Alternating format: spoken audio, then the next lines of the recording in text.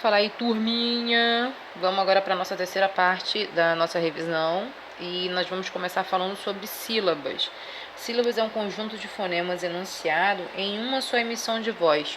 Como assim, professora? Sílaba a gente vai fazer a separação por conjuntos de fonemas. Isso quer dizer o quê? A gente vai falar um conjunto de fonema por vez. Exemplo, café. Assim fica mais claro quando a gente faz essa separação por sílaba, né? Quando a gente vai falando, especificando cada letra, a gente vai falando assim: C, A, F, E. F não, F, E. Mas quando a gente fala de som, quando a gente vai falar sobre, quando a gente usa essa questão de fonema, é melhor, faz mais sentido quando a gente usa a questão da sílaba para poder especificar a palavra, né? Detalhar a palavra que a gente está querendo falar. Isso normalmente quando precisa ser ditada alguma palavra, quando alguém solicita para que a gente faça o ditado daquela palavra, né? Para que a outra pessoa possa escrever. Então fica café. Esse é o grupinho. O primeiro grupinho da palavra café, C com A, que vai ter o som de K. F com E, que vai ter o som de fé. Café, ok? Então, eu espero que vocês tenham entendido essa explicação. A sílaba tem muito a ver com a questão do som, tá? Das palavras. Para sabermos o número de sílabas de uma palavra, devemos perceber quantas vogais tem essa palavra. Isso é verdade, gente. Sílaba sempre vai ter a presença de uma vogal, tá? E uma coisa que a gente não pode esquecer também, que é necessário ter atenção, é quando tem as semivogais, ok? Aí eu tenho um exemplo aqui embaixo, por exemplo, saudade, história, série. Esses exemplos aí de palavras têm a presença de semivogais, ok? Então a gente precisa ter um pouquinho de atenção também com relação a isso. Passando agora para o próximo slide, a gente tem aí a classificação das palavras de acordo com o número de sílabas que cada palavra tem. A gente tem monossílaba, dissílaba, trissílaba, polissílaba. Até aí eu já sei que vocês já sabem disso, né? A importância de vocês sempre verem esse tipo de conteúdo é exatamente do seguinte: a gente sempre tem que partir lá do pouquinho pro maiorzão, assim, né? Pro grandão. Como assim, professora? Coloque esse exemplo.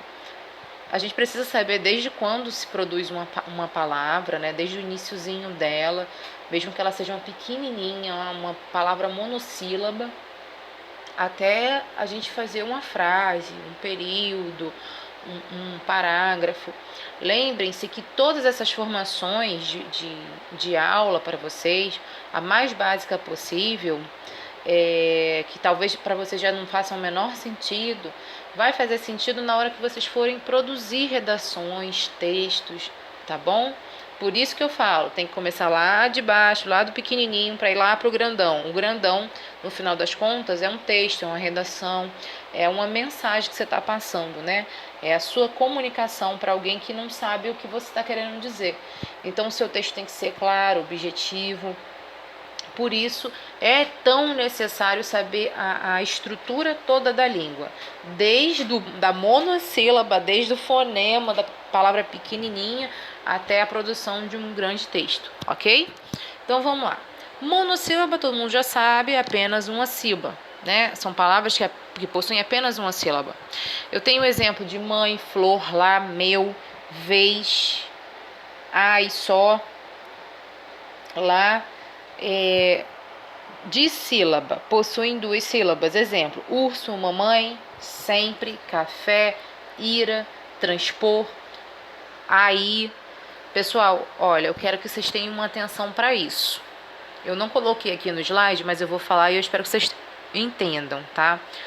Palavra ai, como tá aqui, ó, no exemplo de monossílaba, aqui ela não se separa. Agora, se por acaso essa palavra vier assim, aí, tem um acento tônico no i, ela vai se separar, ok? Porque um é átona, a outra é tônica, tem um outro significado de ai para aí, ok? Ok? Então, continuando. Palavras trissílabas possuem três sílabas. Exemplo: soluçou, cinema, próximo, odair, perspicaz. Nossa, gente, essa palavrinha já tá me perseguindo há um tempo, né? Perspicaz. Eu lembro que eu gaguejei com ela na sala de aula com vocês também. Continuando, polissílabas possuem de 4 ou mais sílabas.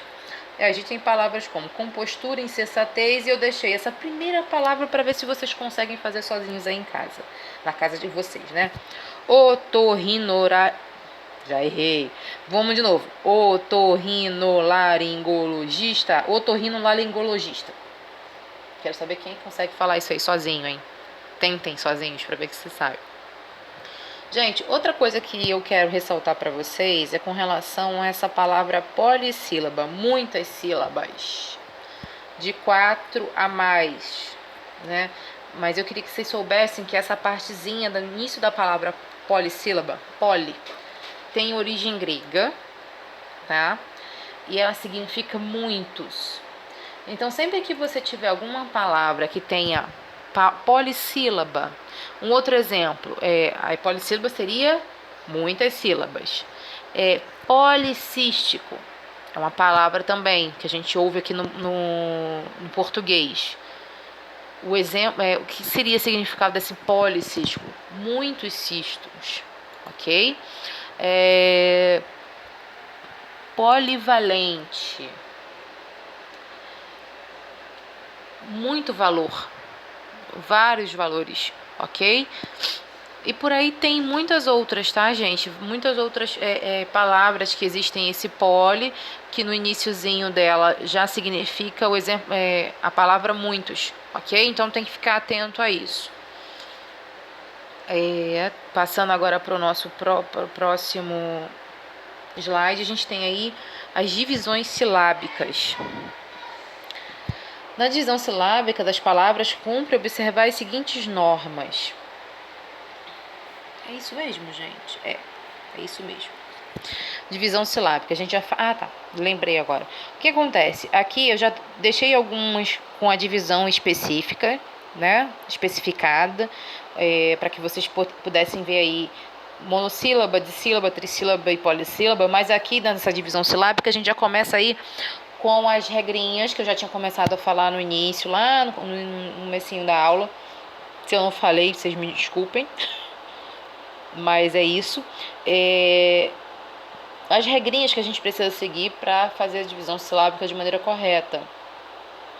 Por isso vocês fazem vários treinos, vários exercícios, a gente também já falou isso em sala de aula. E basicamente isso aqui também está muito ligado ao texto, né? Na hora que você está escrevendo uma palavra, uma frase, uma redação, chega num ponto da frase que a linha acaba, mas a palavra não. Então, na hora que você tiver que dividir essa palavra para uma parte ficar numa linha e a outra ficar na parte de baixo, você lembrar exatamente dessa divisão silábica, respeitar essa divisão silábica, ok? É por isso que a gente tem essas regras, nada além do que eu acabei de dizer para vocês, é por esse motivo, tá? Então vamos lá. Não se separam os ditongos e tritongos. Foi-se, averigou, ok? Não se separam os dígrafos, CH, LH, NH, GU, QU. Exemplos: chave, baralho, banha, freguês, queixa. Tá vendo? A sílaba pode até ficar grandinha, como aqui, ó, em queixa, mas não pode se separar aqui de U. No caso aqui não pode, porque é um dígrafo, né? Então não pode separar dígrafos. Não se separam os encontros consonantais que iniciam sílabas. Psicólogo, refresco, ok? Iniciam sílabas, não palavras, não confundam, tá?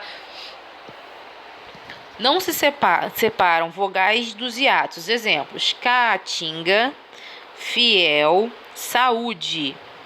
Perdão, gente, eu falei não se separam. Separam as vogais dos... Quando for hiato, a gente separa assim. Ah, meu Deus, gente, deu piti aqui com o celular, desculpem. Voltando. Se separam sim, ok? Separam-se as letras dos dígrafos RR, SS, SC, SC cedilha, XC. Exemplo: carro, passarela, descer, naço, excelente. Separam-se os encontros consonantais das sílabas internas, acentuando-se aqueles que em segunda consoante é I, é L ou R. Apto, bisneto, convicção, abrir, aplicar, ok? Classificação de sílabas quanto à intensidade do som. Não tem intensidade do som não, mas é quanto à intensidade do som mesmo, né? Não tem jeito. A explicação é essa. Nós teremos aí sílabas tônicas e átonas. Tônicas é a sílaba pronunciada com maior intensidade e átona é a sílaba pronunciada com menor intensidade. Por isso que eu falei de som, tá, gente? A intensidade do som. Quando o som é mais forte, ela é tônica. Quando o som é mais fraco, ela é átona. Eu tenho o exemplo da palavra compostura. E aí a gente usa uma palavra só para especificar que cada sílaba tem uma tonificação, tem uma intensidade, né? Com átona, pós átona, tu tônica, irá átona, compostura. Então, na palavra compostura, a tônica, a sílaba tônica dela é tu, ok? Classificação das palavras quanto à posição da sílaba tônica. Também já sei que vocês sabem. De acordo com a posição das sílabas tônicas, os vocábulos da língua portuguesa que contêm duas ou mais sílabas são classificados em oxítonos, que são aquelas cujas sílabas tônicas é a última. Exemplo: avó, urubu, parabéns. Paroxítonas são aquelas cujas sílabas tônicas é a penúltima. Exemplo: dócil, suavemente, banana. Proparoxítonas são aquelas cujas sílabas tônicas é a antepenúltima. Exemplo: máximo, parábola, íntimo. Até aí tá tudo bem, gente? Eu acredito que vocês já tenham entendido essas classificações, oxítona, paroxítona, proparoxítona, já há muito tempo. Mas aí vale a pena lembrar.